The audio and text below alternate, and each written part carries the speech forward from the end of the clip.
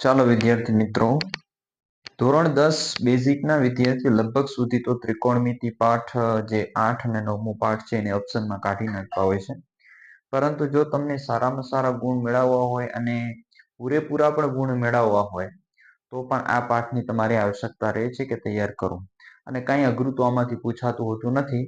આજે આપણે 8મા ચેપ્ટર જે છે ત્રિકોણમિતિનો પરિચય, એમાં જે કોષ્ટક આવે છે એને સરળ રીતે કઈ રીતે યાદ રાખી શકાય, કારણ કે એની ઘણી બધી જે વેલ્યુ છે સાઇન, કોસ, ટેન, કોસેક, સેક અને કોટની, તો એ વેલ્યુ યાદ રાખવી કઈ રીતે, તો તમારે પરીક્ષામાં જઈ રફ કામની અંદર આ કોષ્ટક પહેલા બનાવી નાખવાનું. બરોબર, રફ કામમાં બનાવવા માટે 1 જ મિનિટનો સમય લાગવો જોઈએ, એટલે સતત તમે પ્રેક્ટિસ કરશો તો આવડી જશે. તો યાદ રાખવા માટે આપણે શું કરશું, સૌપ્રથમ સાઇન, કોસ, ટેન, સાઇન અને સાઇન નો પૂરક કોસ છે. પછી સાઇન અને કોસ નો ગુણોત્તર કરીએ તો ટેન બને, એટલે આવી રીતે હું લખું છું ટેન. પછી ટેન જે છે એનો પૂરક કોણ છે, તો કે કોટ. કોટ છે પછી સાઇન નો વ્યસ્ત છે કોસેક અને કોસેક નો પૂરક છે સેક. આવી રીતે તમારે લખશો તો વધારે સરસ રીતે તમારે યાદ રહી શકશે. તો વેલ્યુ કોની કોની જોઈશે, તો કે 0 ની, 30 ની, 45 ની, 60 ની અને 90. બરોબર, આવી રીતે તમારે પહેલા ઉપર લખી નાખવાનું 0, 30, 45, 60, 90. આવી રીતે તમારે લખી નાખવાનું રહેશે. ચાલો, પહેલા સાઇન ની વેલ્યુ એક જ તમારે યાદ રાખવાની છે. તો કે સાઇન 0 ની વેલ્યુ કેટલી હોય, 0. સાઇન 30 ની 1/2. સાઇન 45 ની 1/√2. સાઇન 60 ની વર્ગમૂળ 3/2 અને સાઇન 90 ની કિંમત 1. આ એક જ તમારે વેલ્યુ યાદ રાખવાની છે સાઇન ની. પછી જુઓ કઈ રીતે હવે આપણે ટ્રિકલી યાદ રાખશું, તો કે કોસ શું છે, સાઇન નો પૂરક છે. એટલે કે આ 1/90 માં છે એને આપણે કોસ 0 માં લખશું. આને આપણે અહીંયા લખશું, એટલે કે ટૂંકમાં ઉલટું કરી નાખવાનું છે. આ એમને એમ આવશે અને અહીંયા લખશું અને 0 આવશે કોસ 90 ની કિંમતમાં. રેડી મિત્રો? ચાલો, હવે સાઇન અને કોસ નો ગુણોત્તર એટલે કે ભાગાકાર કરશું, એટલે કે 0/1 તો કેટલા થાય, 0. આને ભાગ્યા આ કરશું તો ઉપર આવશે 1, નીચે આવશે વર્ગમૂળમાં 3, કારણ કે 2 નીકળી જશે, સરખા છે, ગુણોત્તર કરતા જવાનું છે. આ બંને જુઓ સરખા છે, એટલે કે નીકળી જાય તો 1 વધશે. અહીંયા વર્ગમૂળ 3 છે અને અહીંયા કેટલા, 1, તો નીચે 1 લખતા આપણે નથી. અને 1/0 શું આવે, અવ્યાખ્યાયિત આવશે. યાદ રાખજો કે 0/1 0 આવશે અને 1/0 હોય તો અવ્યાખ્યાયિત આવશે. પછી કોટ, તો કોટ શું છે, તો કે ટેન નું પૂરક છે. જેમ સાઇન નું કોસ પૂરક છે એવી રીતે ટેન નું કોટ પૂરક છે. એટલે આ અવ્યાખ્યાયિત છે એને આપણે અહીંયા લખશું. વર્ગમૂળ 3 છે એને આપણે અહીંયા લખશું. 1 અહીંયા જ આવશે, 1/√3 અને 0 અહીંયા આવશે.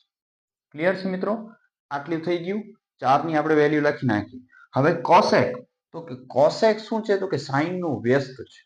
વ્યસ્ત એટલે ઉલટું કરી નાખવું. આ 0 છે તો અવ્યાખ્યાયિત આવશે. 1/2 છે તો 2/1 આવે, નીચે 1 આપણે લખતા નથી. વર્ગમૂળ 2/1, આ 2 ઉપર જશે, વર્ગમૂળ 3 નીચે આવશે અને 1 છે તો 1/1 લખી નાખો. હવે સેક શું છે, તો કે કોસેક નો પૂરક છે, એટલે કે આને આપણે ઉલટું લખી નાખીએ, અગાઉ કર્યું એવી જ રીતે.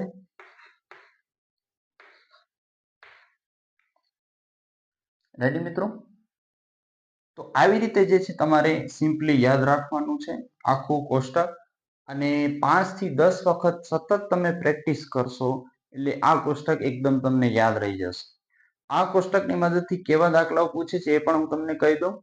અને એકદમ ઈઝી દાખલાઓ પૂછાતા હોય છે, અને વિભાગ એ માં ફક્ત કોઈ પણ એક કિંમત પૂછતા હોય છે.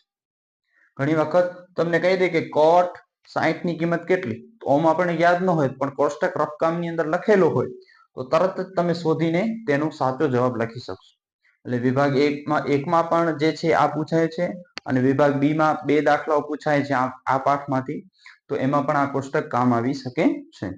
તો જોઈએ આપણે કેવા કેવા દાખલાઓ પૂછાય છે આ પાઠમાંથી. આ અત્યારે આપણે કોષ્ટક તૈયાર કર્યો. પાઠ નંબર 8 માંથી જોવા જઈએ તો 2 ગુણના 2 પ્રશ્નો આવવાના છે, અને વિકલ્પો પણ 2 પૂછાય છે મિત્રો. જુઓ તો 6 ગુણનું તો ખાલી ચેપ્ટર 8મું છે. જોઈએ કેવા દાખલાઓ પૂછાતા હોય છે. આપણે આ બધા મોસ્ટ આઈએમપી દાખલાઓ રાખેલા છે. અહીંયા તમે જોશો તો 8મો જે દાખલો છે, અહીંયા તમે જુઓ આ દાખલો 22-23 પૂછાયેલું છે. બરોબર, શું છે જુઓ તો આની અંદર કિંમતો રાખેલી છે. જુઓ tan 45 ની કિંમત 1, તો એનો વર્ગ કરેલો છે કારણ કે અહીંયા વર્ગ પૂછેલો છે. પછી cos નો વર્ગ છે, તો cos ની કિંમત 30 ની, sin 60 ની કિંમત છે ને, પછી સાદુરૂપ આપીને આ જવાબ. આટલું દાખલો 2 માર્ક્સમાં પૂછે છે મિત્રો, વિચાર કરો તમે. તો આ તૈયાર કરવાનું વ્યવસ્થિત. આના જેવો જ દાખલો કયો છે તો કે દાખલા નંબર 9. બરોબર, અને એક દાખલો છે, દાખલા નંબર આપણે રાખેલું છે આ દાખલા નંબર 7. આ પણ તમારે વ્યવસ્થિત તૈયાર કરવાનું છે. પછી એના જેવા જ આ દાખલાઓ છે એ તમે જોશો તો પણ આવડી જશે. દાખલા નંબર 10 છે, તો કે જો અહીંયા tan a plus b બરાબર વર્ગમૂળ 3, તો tan ની કઈ કિંમત વર્ગમૂળ 3 છે? 3 માટે કયા ખૂણા માટે? તો કે 60 માટે. તો લખવાનું તમારે tan ને કાઢીને a plus b equals to 60. વર્ગમૂળ 3 માટે કયો ખૂણો? 60.